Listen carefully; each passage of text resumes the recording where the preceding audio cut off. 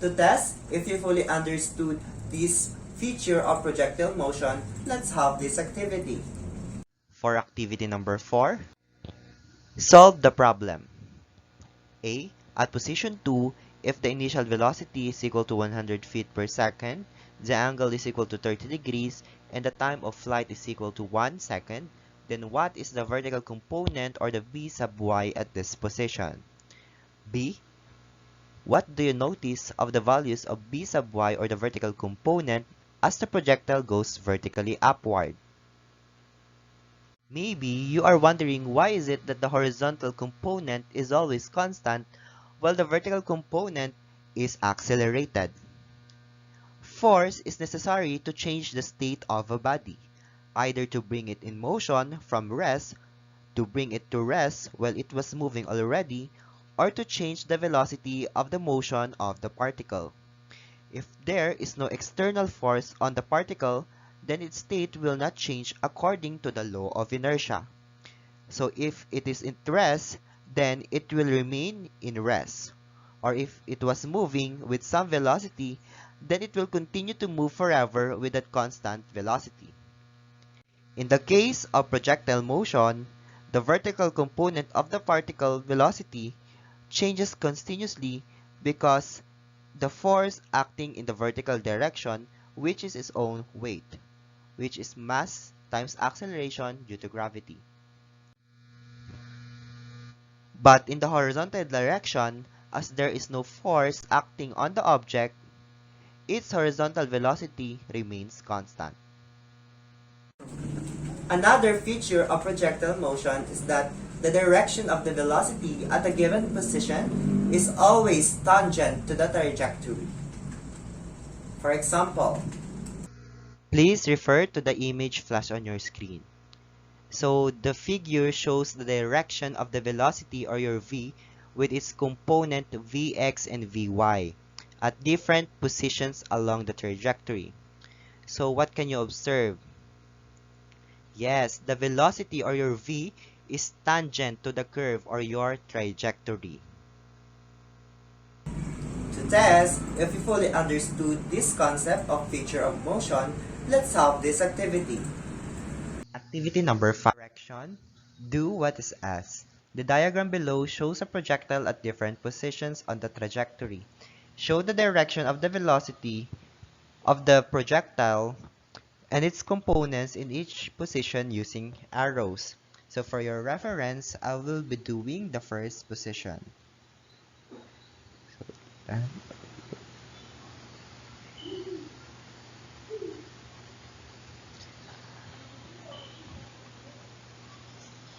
Lastly, another feature of projectile motion is that the horizontal and vertical components of the velocity are independent of each other.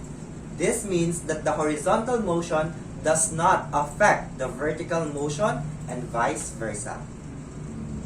The image flash on your screen shows a strobe light photo of two balls released simultaneously. One ball drops freely, which is the red ball, while the other one, which is the yellow, is projected horizontally. Both balls hit the floor at the same time since they only accelerate along the vertical and there is no acceleration along the horizontal. Now, to test and verify if this concept is correct, let's have this activity. Activity 6. Perform the following procedures. First, get two stones. Second, lay them on top of a table, preferably at the edge. 3. Push one of the stones horizontally while the other is dropped. Do this simultaneously at the same level. 4. Observe what happened. Answer the following questions. First, what did you observe? Second, how do you explain your observation? Third, if you push harder the stone along the horizontal, do you get the same result? Why? Before we proceed to the next part of our lesson, I want you to read and understand the comic strip. Please refer to the figure that will be flashed on your screen.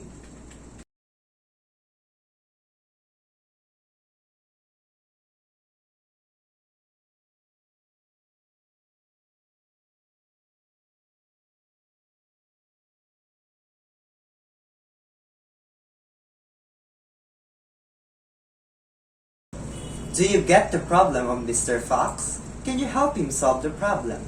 To do this, Study the following examples. then we will answer the activity after it.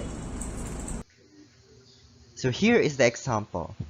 A projectile is thrown with an initial velocity of 100 feet per second at an angle of 30 degrees above the level ground. If the gravitational acceleration g is 32 feet per square second, calculate the first, horizontal component of initial velocity. Second, vertical component of the initial velocity. Third, initial velocity. Fourth, horizontal component of initial velocity after 1 second. Number 5, vertical component of the velocity after 1 second. Number 6, velocity after 1 second.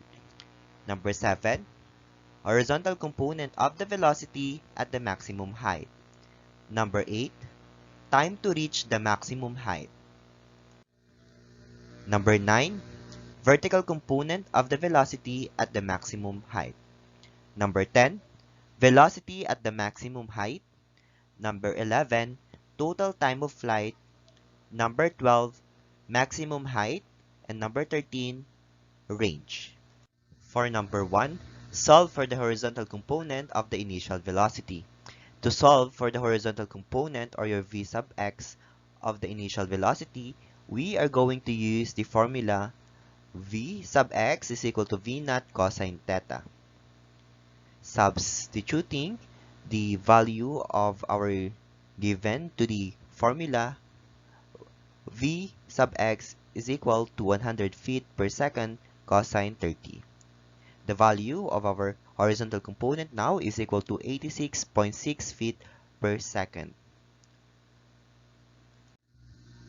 For number 2, solve for the vertical component of the initial velocity, or your v sub y. To solve for the v sub y, we are going to use the formula v sub y is equal to v naught sine theta minus acceleration due to gravity times time.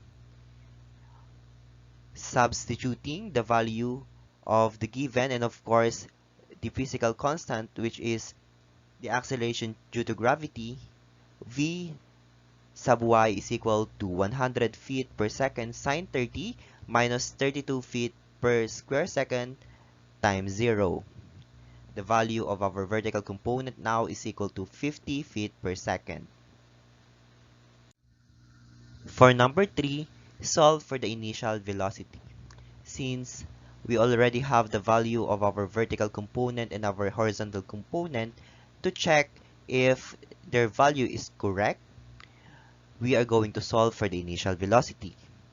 To solve for the initial velocity, we are going to use the formula initial velocity is equal to square root of vx raised to 2 plus vy raised to 2. Substituting the value of our vx and vy to the formula, initial velocity is equal to square root of 86.6 feet per second raised to 2 plus 50 feet per second raised to 2. The value now of our initial velocity is equal to 100 feet per second, which is the same in the given on the problem. For number 4, solve for the horizontal component of the velocity after 1 second. So to solve for the horizontal component of the velocity after 1 second, we are going to use the formula v1sx is equal to v naught cosine theta. Substituting the value of the given into the formula, v1sx is equal to 100 feet per second cosine 30. The value of the horizontal component of the velocity after 1 second now is equal to 86.6 feet per second. For number 5, solve for the vertical component of the velocity after 1 second.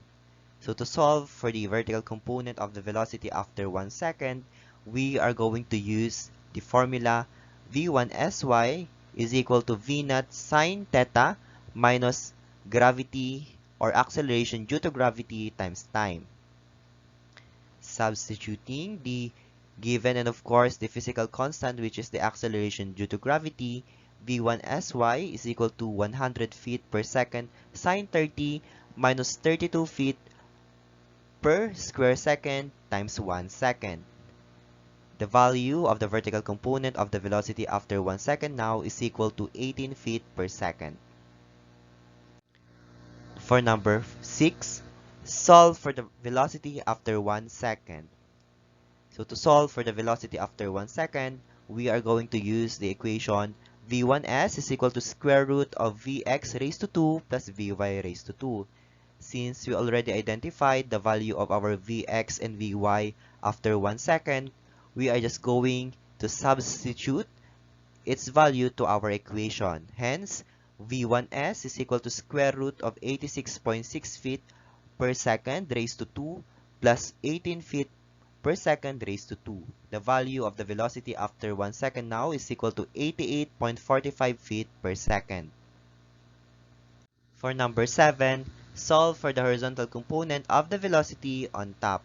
So to solve for the horizontal component of the velocity on top, we are going to use the equation v sub x is equal to v naught cosine theta. Substituting the value of the given into the equation, vx is equal to 100 feet per second cosine 30. The value of our horizontal component of the velocity on top is now equal to 86.6 feet per second. For number 8, solve for the time to reach the maximum height. So the time along the trajectory is too complicated to compute. So we compute the time along the vertical instead since both times are equal. But first, we need to review the kinematic equations before we solve.